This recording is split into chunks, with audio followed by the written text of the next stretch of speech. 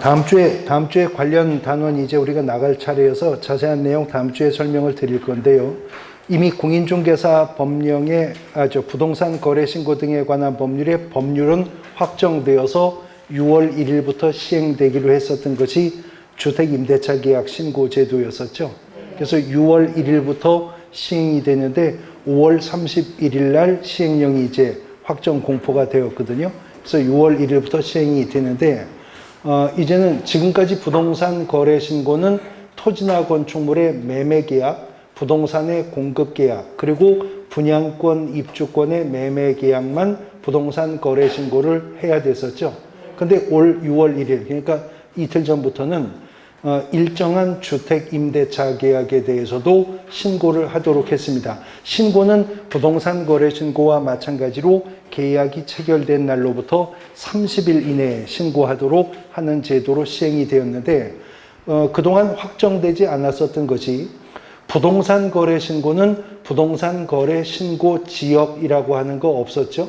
또 부동산 거래 신고 대상이 되는 금액도 없었습니다. 단지 금액이 있었다면 부동산 거래 신고를 하는데 6억 원 이상의 주택을 매매하거나 아니면 주택법상 투기과열지구나 조정대상 지역에 있는 주택이면 거래 금액에 상관없이 자금 조달 계획과 입주 계획, 매수인의 입주 여부와 입주 예정 시기를 추가 사항으로 신고해야 된다는 것만 있었죠. 그런데 주택임대차 계약 신고는 부동산 거래 신고와는 달리 주택임대차 계약 신고의 대상이 되는 임대차 거래 금액과 지역을 시행령으로 정하기로 했었잖아요. 그 시행령이 지난 5월 31일 날 확정이 되었는데 주택임대차 계약 신고 지역이요. 장황하게 언급을 했지만 오히려 신고 대상 지역이 아닌 지역을 보는 게 쉽거든요. 결국 신고 대상 지역이 아닌 곳은 일반도, 그러니까 수도권 경기도 빼고 일반도의 군 지역만 빠졌어요. 일반도의 군 지역은 빠지고 나머지 시도, 시군구 다 주택임대차 계약을 신고를 하는데 신고의 대상이 되는 것은 임차보증금이 6천만 원 이상이거나 월 차임이 30만 원 이상일 경우에는 주택임대차 계약 신고를 하여야 한다는 것입니다. 그런데 문제는 임차인이 전입신고하고 확정일자를 받는 경우가 대부분이죠. 그 전입신고를 하게 되면 주택임대차 계약 신고는 한 것으로 본다 하는 의제 규정은 이미 법률에 있기 때문에 일반적인 전입신고를 하게 되면 안 해도 상관은 없는 부분인데요. 문제가 뭐냐면 법률과 시행령에는 확정되지 않았는데 그러면 주택임대차 계약을 신고해야 된다는데 임대차 계약 신고해야 되는 주택의 범위가 무엇이냐 하는 거죠. 이게 법령에 의해서 확정되지 않았는데 국토교통부 보도자료에 보니까 그 적용 대상을 주택임대차보호법 관련 판례에서 말하는 주택으로 한답니다. 그러니까 범위가 확 늘어나 버린 거예요. 건축물 대장상 용도가 주택인 경우뿐만이 아니라 실질적으로 주거용으로 사용되고 있는 준주택들. 그러면 뭐 예를 들어서 공장이나 상가 건물의 점포주택이나 이런 것들도 주택임대차 계약 신고도 해야 되고 고시원도 포함이 된다는 거거든요. 예. 그래서 이제 그거는 조금 시행을 하면서 문제가 생길 수가 있어요. 왜냐하면 일반적인 고시원의 경우도 뭐 조금 괜찮은 고시원들은 풀옵션으로 이렇게 가동하고 그러면 월세가 30만 원 넘어서거든요. 근데 고시원 같은 경우는 계약해봐야 뭐 한 달 계약, 보통 한 달 계약하고 갱신하는 거잖아요. 근데 계약 기간에 상관없이 그것도 신고를 해야 된다라고 해서 이제 그 운영자들, 사실은 저도 강남에서 지금 고시원 운영하고 있거든요. 네. 네. 제가 전에 그 건축했었다는 게 고시원 건물 건축을 했었는데 그래서 이거를 하루에도 뭐 한 달에도 뭐 열 몇 명이 들어오고 나가고 이렇게 돌아가는데 그것도 신고의 대상이 된다고 해서 이거 뭐 임대차 계약 신고, 해제 신고 하다가 뭐 시간 다 보내겠다 싶은 부분들이 있는데 그거는 이제 앞으로 어떻게 정착이 될지는 좀 추이를 봐야 될 것 같고 그거는 뭐 국토교통부 보도자료의 내용이지 법령에 규정된 부분은 아니니까 직접 문제로 출제될 것 같지는 않습니다. 단지 이제 혼란이 우려되니까 한 1년 정도의 그 뭐 계도 기간은 둔다. 그래서 뭐 그 내년 5월 말까지는 뭐 신고 안 해도 과태료 부과 안 하겠다. 뭐 이런 정도 보도 자료가 나와 있는 상태입니다. 뭐 구체적인 다음 주에 다시 관련 이론 보면서 뭐 말씀드릴게요. 자, 단원별 문제집 154페이지. 공인중개사 법령의 마지막 단원인데요. 지도감독 행정처분 및 벌칙이라고 하는 부분입니다. 1번 문제. 공인중개사 법령상 내용으로 옳은 것은 1항 중개보조원은 중개대상물에 대한 확인 설명 의무가 있어요. 중개보조원은 현장 안내, 일반 서무 등 단순한 업무만 보조하는 자이죠. 그런 의무 없고 권한도 없습니다. 2항 소속 공인중개사는 그 소속 개업 공인중개사인 법인의 임원이 될 수 없다.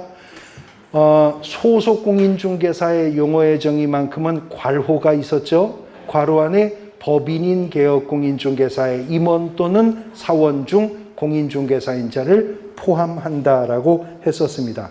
3항 외국인은 공인중개사가 될 수 없다. 이제 공인중개사 시험의 응시 자격은 국적도, 연령도, 성별이나 경력도, 학력도 제한이 없죠. 그저 제한이 있다면 자격이 취소된 후 3년간 시험에서 부정행위로 적발되어 무효 처분을 받고 5년간 응시 자격 제한만 있을 뿐입니다. 4항 개업공인중개사가 성실 정확하게 중개대상물 확인 설명을 하지 않은 경우에 과태료 처분 사유에 해당한다. 4항이 정답이죠. 이거 500만 원 이하의 과태료 처분 사유에 속합니다. 근데 최근에 이거를 자주 물어보는 이유가 있어요.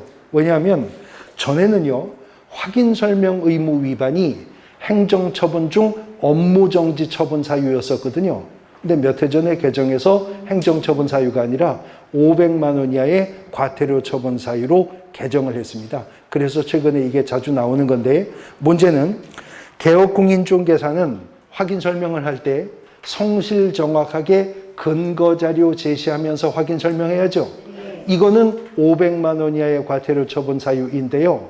확인 설명서 작성 의무, 교부 의무, 서명 및 날인 의무, 3년 보존 의무 위반은 지금도 업무정지 처분 사유에 있다는 점. 그 다음 개업공인중개사가 성실 정확하게 근거자료 제시하지 않으면서 확인 설명하면 어떻게 된다고요? 500만 원 이하의 과태료 처분 사유잖아요. 그런데 소속 공인중개사가 확인 설명하지 않으면 어떻게 된다고요? 아무렇지도 않다고 그랬어요. 확인 설명 의무 없는 자니까 확인 설명을 안 한 것은 뭐라고 할 수 없다 그랬죠. 근데 하려면 똑바로 하라 그랬죠. 그러니까 소속 공인중개사가 확인 설명을 했는데 불성실하게 부정확하게 근거자료 제시 안 하고 확인 설명했다면 그거는 자격 정지 사유에 지금도 머물러 있습니다. 4항이 정답이고요. 5항 토지이용 계획은 주거용 건축물 매매 계약의 중개 의뢰를 받은 개업공인중개사가 확인 설명할 사항에는 포함되지 않는다. 토지이용 계획과 공법상 이용 제한 거래 규제에 관한라는 확인 설명서 1, 2, 3서식까지 있다고 했어요. 4서식은 없고요. 임목공장재단, 광업재단 확인 설명서에는 기재사항이 없지만 1, 2, 3서식에는 있다. 그러나 1, 2, 3서식을 이용하여 확인 설명서를 작성한다 하더라도 임대차 계약일 경우에는 생략할 수 있는 사항이었었던 것이죠. 사항이 정답입니다. 2번 문제. 공인중개사 등에 관한 설명으로 틀린 것을 묻는 문제입니다. 사항을 보시면 다른 사람에게 자기의 성명을 사용하여 중개 업무를 하게 한 경우에는 자격 정지 처분이다. 증 빌려주는 건 무조건 잘린다 그랬죠? 등록증 양도되어는 등록 취소, 절대적 등록 취소, 자격증 양도되어 등은 자격 취소 사유에 속하는 것입니다. 사항이 틀린 지문 정답입니다. 3번 문제. 공인중개사인 개업공인중개사 갑의 소속 공인중개사 의뢰 중개 행위로 중개가 완성되었다. 공인중개사 법령상 이에 관한 설명으로 틀린 것을 묻습니다. 사항 소속 공인중개사 의뢰 중개 행위가 금지 행위에 해당하여 의리 징역형의 선고를 받았다는 이유로 갑도 해당 조에 규정된 징역형을 선고받는다. 양벌 규정을 물어보는 건데 공인중개사법 50조 양벌 규정에 따르면 고용한 개업공인중개사는 같은 조에 규정이 되어 있는 벌금형을 과한다고 했죠. 고용인 때문에 개업공인중개사가 징역형을 선고받는 법은 없다는 것입니다. 동조에 규정되어 있는 벌금형이 선고될 뿐입니다. 단 동조에 규정된 벌금형이라는 게 소속 공인중개사와 같은 액수의 금액이 선고된다는 말은 아닙니다. 자, 예를 들어서요. 소속 공인중개사가 의뢰인과 직접 거래했다. 이거 3년 이하의 징역 또는 3천만 원 이하의 벌금형이거든요. 이때 소속 공인중개사에게 3년 이하의 징역형 선고할 수도 있고 3천만 원 이하의 벌금형을 선고할 수도 있죠. 근데 양벌 규정을 적용한다면 고용한 개업공인중개사에게는 어떻게? 3천만 원 이하의 벌금형을 선고할 수 있지. 소속 공인중개사가 그런 짓을 했다고 고용한 개업공인중개사도 3년 이하의 징역형을 선고할 수는 없는 거예요. 그 다음 소속 공인중개사가 의뢰인과 직접 거래했는데 법원이 소속 공인중개사에게 2천만 원 벌금형 선고할 수 있어요? 그렇죠. 3천만 원 이하의 벌금에 속하니까 법원이 2천만 원 선고할 수 있죠. 그리고 고용한 개업공인중개사에게는 500만 원의 벌금형을 선고해도 돼요? 되는 겁니다. 그러니까 선고 액수가 같아야 된다는 말이 아니라는 거죠. 2천만 원이든 500만 원이든 다 3천만 원 이하의 벌금형이니까 선고 액수가 같아야 되는 건 아닙니다. 그러면 방금 전 사례 소속 공인중개사 때문에 개업공인중개사가 50조 양벌 규정에 의하여 500만 원의 벌금형이 선고될 수 있죠.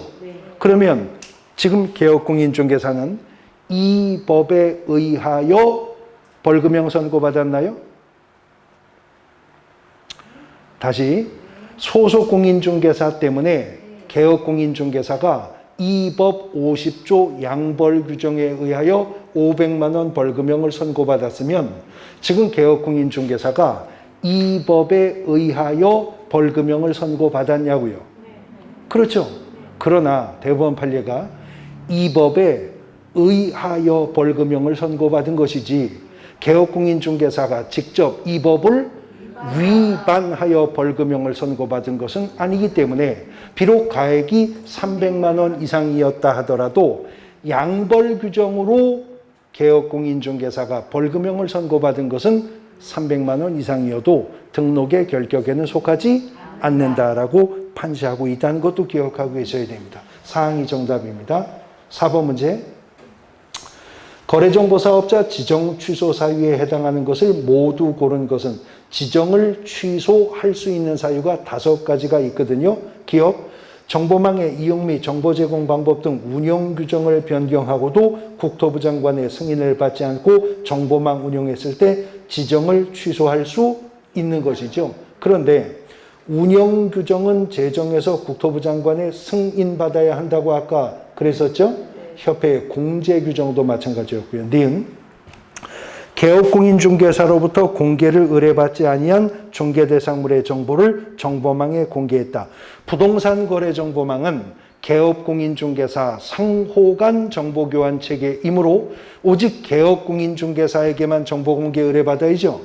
이 정보공개 방법을 위반하면 지정이 취소될 수 있을 뿐만 아니라 1년 이하의 징역 또는 1,000만 원 이하의 벌금형에도 속하는데 거래정보 사업자로서는 공인중개사법상 유일한 행정형벌 사유가 이겁니다. 정보공개 방법 위반했을 때는 지정이 취소될 수 있을 뿐만 아니라 형벌 1년 1천에도 속합니다. 그 다음 디귿. 정당한 사유 없이 지정을 받은 날로부터 6개월 이내에 정보망을 설치하지 아니하였다. 이건 잘못 없어요. 지정 취소 사유가 5가지가 있잖아요.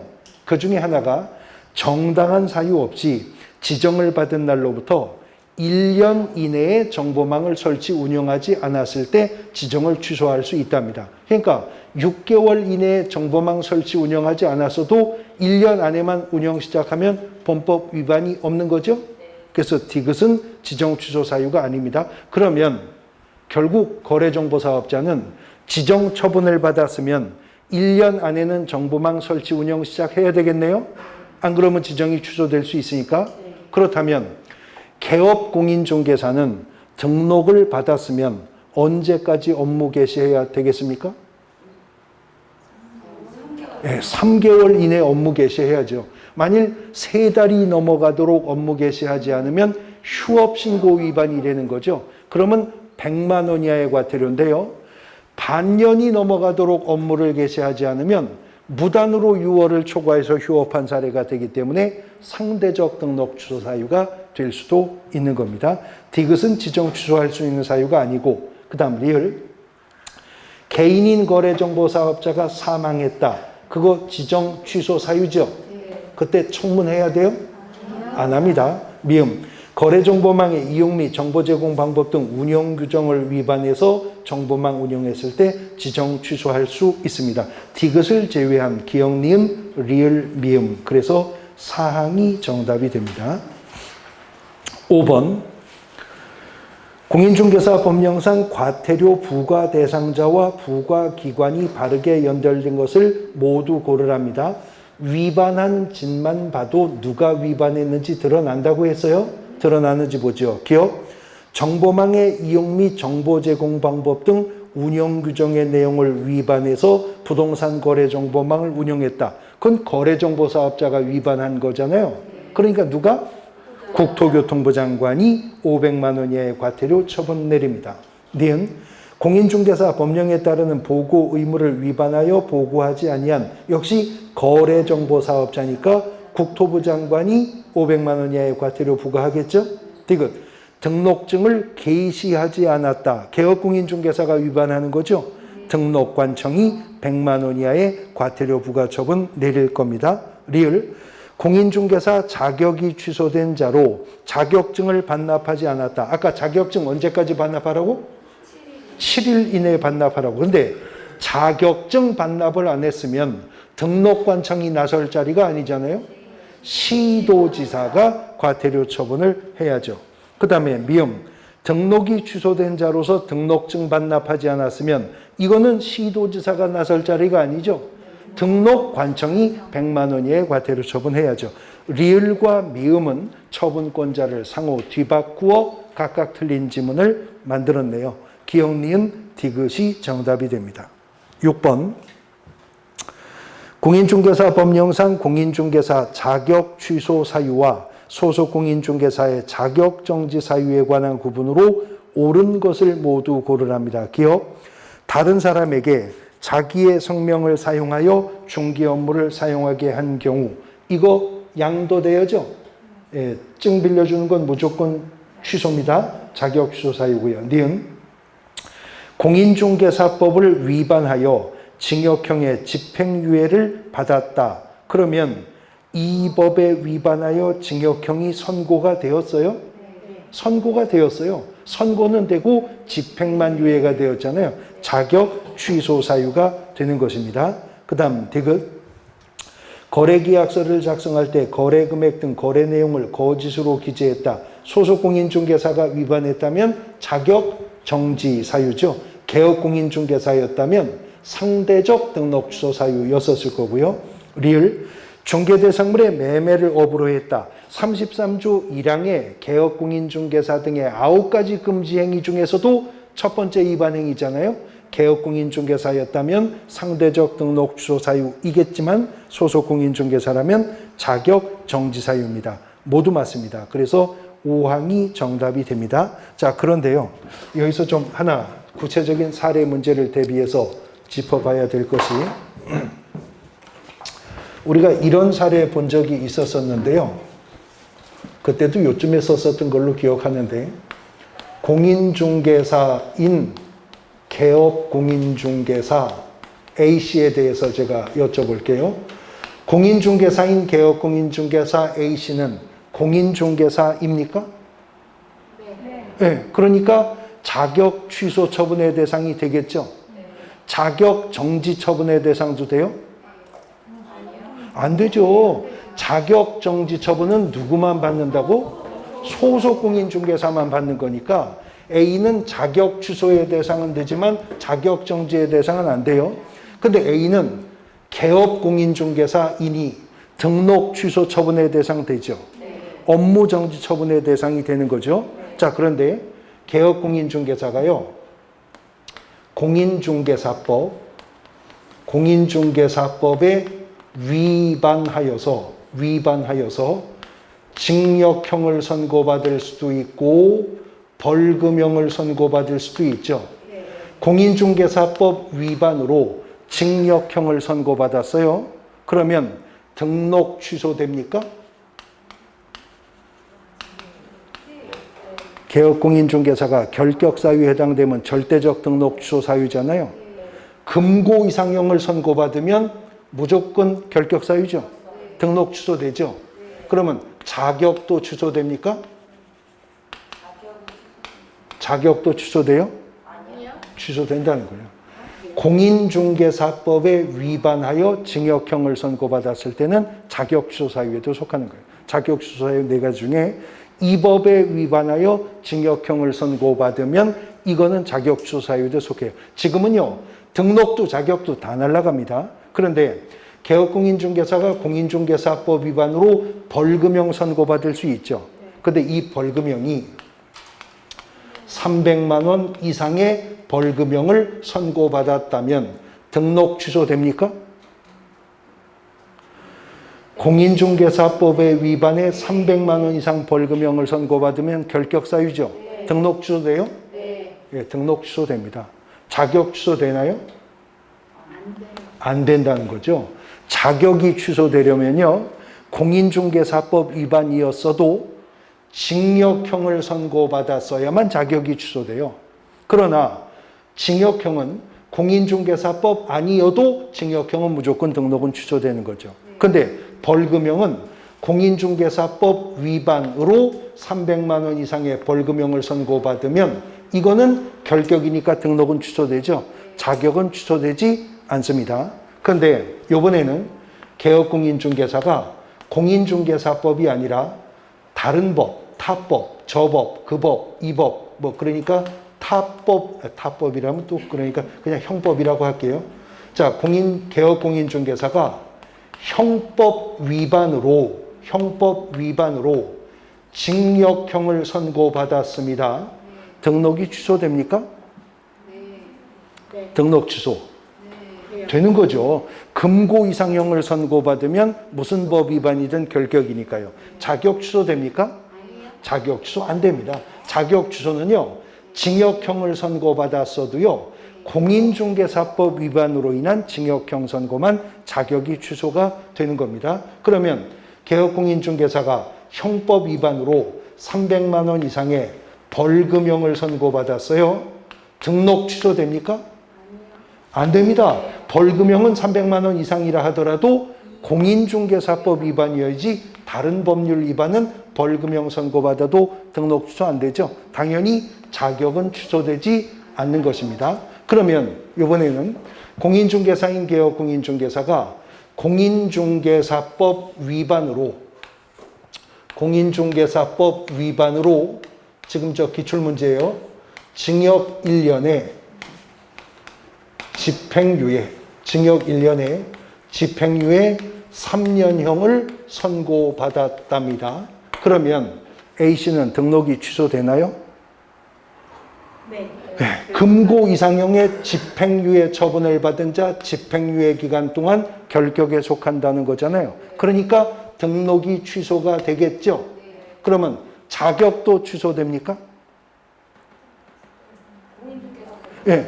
공인중개사법 위반으로 징역형을 선고받고 집행만 3년간 유예되는 거죠. 이것도 징역형은 선고된 것이기 때문에 그때는 자격도 취소가 되는 것입니다. 자, 그러면 예를 들어서요. 공인중개사인 개업공인중개사 A씨가요. 공인중개사법 위반으로 6월 달에 징역 1년에 집행유예 3년형을 선고받았대요. 이로 인해 7월 달에 중개사무소 개설 등록이 취소가 되었답니다. 그리고 예를 들어서 6월 달에 자격이 먼저 취소되었다. 그러면 3년간 결격 사유에 해당되죠? 6월부터 3년, 7월부터 3년. 이자가 최종 결격을 벗어나려면 6월부터 3년만 지나면 돼요? 7월부터 3년이 지나야 돼요? 아니에요. 6월부터 3년만 지나면 돼요. 아까 결격 사유에 해당된 이유로 등록이 취소되었을 때는 등록 취소 후 3년은 배제한다 그랬잖아요. 그러니까 지금은 등록 취소 후 3년은 적용이 안 되니까 유예 기간 동안만 아니면 자격 취소 처분받고 3년 기간 동안만 결격 사유에 속하게 되는 겁니다. 그러면 공인중개사인 개업 공인중개사 A가 등록관청으로부터 이건 했었어요. 등록 취소 처분을 먼저 받았다면 시도지사는 반드시 자격도 취소해야 됩니까? A가 등록관청으로부터 등록이 취소가 되었다면 시도지사는 반드시 자격도 취소해야 돼요? 아니에요. 등록을 취소했어도 자격을 취소해야 되는 4가지 사유와 관계없는 이유로 등록 취소되었다면 등록만 취소될 뿐이지 자격은 취소되지 않을 수 있죠. 그러면 그렇게 됐대요. 공인중개사인 개업 공인중개사 A가 등록만 취소가 됐답니다. A는 지금도 개업 공인중개사입니까? 아니에요. 등록이 취소가 되었으면 이제 A는 개업 공인중개사 아니죠. 근데 A가 등록만 취소가 됐다면 A는 지금도 공인중개사이기는 해요? 그러면 A가 등록만 취소가 됐다면 바로 다른 개업 공인중개사의 소속 공인중개사는 할 수 있나요? 할 수 없죠. 왜요? 3년간 결격 사유가 진행이 될 것이고 결격에 해당하는 동안은 고용인도 임사원도 할 수가 없으니까요. 근데 이번에는요. 공인중개사인 개업 공인중개사 A씨에게 시도지사가 먼저 나서서 자격을 취소했답니다. 그러면 그 후 등록관청은 반드시 등록도 취소해야 됩니까? 네? 그렇죠. 시도지사가 A에게 자격 취소 처분을 내렸다면 등록관청은 반드시 그 후에 등록도 취소해야죠. 왜요? 아니 자격이 없으니까 이러시면 안 되고 반드시 등록을 취소해야 된다면 절대적 등록 취소 사유 8가지 중 하나를 근거로 대셔야죠. 왜 자격이 취소되었으면 반드시 그 후에 등록관청은 등록도 취소해야 될까요? 왜? 그럼요. 결격 사유에 해당되었으니까 반드시 등록도 취소되어야 할 겁니다. 자, 그런데요. 자격이 취소되면 자격 취소 후 3년간 결격에 속한다면서요? 등록이 취소되어도 등록 취소 후 3년간 결격에 속한다면서요? 그러면 개업공인중개사가 자격이 취소가 되어 이로 인해 그 후에 등록이 취소가 되었다면 이 A씨는 자격 취소 후 3년 지나면 결격을 벗어나요? 등록 취소 후 3년이 지나야 결격이 벗어나요? 자격 취소 후 3년, 그 후에 등록 취소 후 3년. 그렇죠. 자격 취소 후 3년만 지나면 되는 거죠. 왜냐하면 왜 등록이 취소되었다고요? 따라가 보면 결격에 해당한 이유로 등록 취소되었으니까 결격에 해당한 이유로 등록이 취소되었으니까 등록 취소 후 3년은 적용하지 않죠. 자격 취소 후 3년간만 결격에 속하는 겁니다. 그래서 19회 기출문제에 이런 문제가 출제가 되었어요. 개업공인중개사가 이 법에 위반하여 300만 원 이상의 벌금형을 선고받아 이로 인해 등록이 취소되면 등록 취소 후 3년간 결격에 해당한다. OX? 아우 더워. 다시. 자, 19의 기출문제 지문이에요. 다시. 개업공인중개사가 공인중개사법에 위반하여 300만 원 이상의 벌금형을 선고받아 이로 인해 등록이 취소되면 등록 취소 후 3년간 결격 사유에 해당한다. OX? X예요. X예요. 자, 공인중개사법에 위반하여 벌금형을 선고받아 이로 인해 등록이 취소되면 결격 사유에 해당된 이유로 등록이 취소된 거잖아요. 그러므로 등록 취소 후 3년은 적용이 없는 거라고요. 벌금형 선고받고 3년간만 결격에 속하는 거라고요. 그러니까 예를 들어서 공인중개사인 개업공인중개사 A씨가요, 2021년 6월에 공인중개사법 위반으로 300만 원 이상의 벌금형을 선고받아 이로 인해 2021년 7월에 등록이 취소가 되었으면 3년간 결격인데요. 6월부터 3년간, 7월부터 3년간. 6월부터 3년간만 지나면 결격은 벗어난다는 거죠. 그러니까 3년도 언제부터 3년인지 그 기간도 유의하면서 사례에서 보셔야 될 것입니다. 구체적인 사례 문제 속에서는 그렇다는 것이죠. 그래서 지금 어디를 해서? 네, 이제 7번 하는 건가요? 예, 공인중개사 법령상 벌금 부과 기준에 해당하는 자를 모두 고른 것은 기업, 중개사무소 개설 등록하지 않고 중개업을 한 공인중개사, 공인중개사여도 등록 안 했으면 무등록 중개업자죠. 벌금형 부과할 수 있죠? 얼마?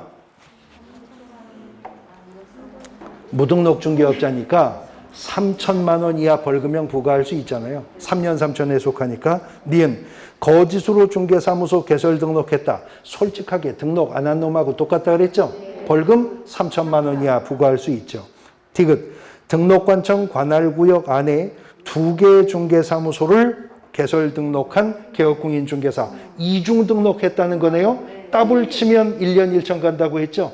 1,000만 원 이하의 벌금형 부과할 수가 있습니다. 리을 임시중개설물 설치했다. 이중 사무소, 임시중개설물, 이중 등록, 이중 소속, 등록증 양도되어 한 놈 받은 놈, 자격증 양도되어 한 놈 받은 놈 더블은 다 1년 1천 간다고 했죠. 1,000만 원 이하의 벌금형 부과할 수 있는데 미음 중개대상물이 존재하지 않아서 거래할 수 없는 중개대상물을 광고한 개업공인중개사는 500만 원 이하의 과태료 처분 사유입니다. 그래서 기억, 니은, 디귿, 리을까지인데요. 표시광고 또 유의하셔야 될 게 개업공인중개사가 중개대상물에 대해서 표시광고를 할 때 일정한 사항을 명시하여 표시광고해야죠. 그 명시하지 않은 것은 100만 원 이하의 과태료 처분이에요. 그런데 표시광고 시 이런 의무를 위반한 것은 또 500만 원 이하의 과태료 처분 사유에 속합니다. 기억, 니은, 디귿, 리을까지만 벌금형 선고 가능합니다. 사항이 정답이 되겠습니다. 8번 문제. 공인중개사 법령상 공인중개사인 개업공인중개사 갑의 중개사무소 폐업 및 재등록에 관한 설명으로 옳은 것은 설명하기 전에 오늘 여기까지만 할 겁니다. 이 문제 하고 끝날 거니까. 네. 뭐 감사할 건 또 뭐 있어요? 돈 내고 학원 나와서 수업하는데 더 해주면 좋지. 옳은 것이요. 1항 갑이 중개사무소를 폐업하고자 하는 경우에 국토교통부 장관에게 미리 신고합니까? 폐업신고, 휴업신고, 재개신고, 변경신고 다 누구한테 하는 거예요? 등록 관청에 해야죠. 1항 틀렸죠? 2항 갑이 폐업 사실을 신고하고 중개사무소 간판을 철거하지 아니한 경우에 과태료 부과 처분을 받을 수가 있다. 그런가요? 간판 철거 의무 위반은 행정대집행법에 의한 대집행 사유에 속할 뿐이죠. 그 다음 3항 갑이 공인중개사 법령 위반으로 2019년 8월 1일 업무정지 처분을 받았는데 2019년 7월 1일 폐업 신고를 했다가 2019년 12월 1일에 다시 중개사무소 개설 등록을 한 경우에 종전의 업무정지의 효과는 승계되지 않고 소멸한다. 여기 보시면 업무정지가 폐업 전에 위반한 사유인데 업무정지를 면하려면 폐업기간 얼마? 1년을 초과했어야 돼요. 근데 7월에 폐업했다가 그해 12월에 재등록을 했다면 폐업기간 1년 초과하지 않았죠? 폐업 전에 위반한 사유로 업무정지 처분 내릴 수 있습니다. 그 다음 사항, 갑이 공인중개사법 위반으로 2019년 1월 8일, 1월에 업무정지 처분에 해당하는 행위를 했는데 2019년 3월 5일 폐업 신고를 했다가 2019년 12월 5일 다시 중개사무소 개설 등록했다. 자, 폐업 기간 1년 넘었어요? 1년 초과하지 않았죠? 그러면 종전의 위반 행위에 대해서 1월에 업무정지 처분 내릴 수 있습니다. 사항이 정답이고요. 5항, 갑이 공인중개사법 위반으로 2018년 2월 5일 등록 취소 처분에 해당하는 행위를 했는데 2018년 3월 6일 폐업 신고를 했다가 2020년 10월 16일 다시 중개사무소 개설 등록을 한 경우에 그에게 종전의 위반 행위로 등록 취소 처분할 수 없다. 2018년 3월에 폐업했으면 19년, 20년 10월이면 3년이 안 지났네요. 그러면 여기죠. 폐업 기간이 3년을 초과하지 않고 재등록했잖아요. 그러면 폐업 전 위반 행위로 등록 취소 처분을 할 수가 있게 되는 거죠. 그래서 사항이 정답입니다. 정확히 딱 40문제가 남아 있는데요. 다음 주에 이 40문제 분석하고 이제 부동산 거래 신고 등에 관한 법령편 2편으로 넘어갈 겁니다. 오늘 수업은 여기까지 하겠습니다. 수고하셨습니다.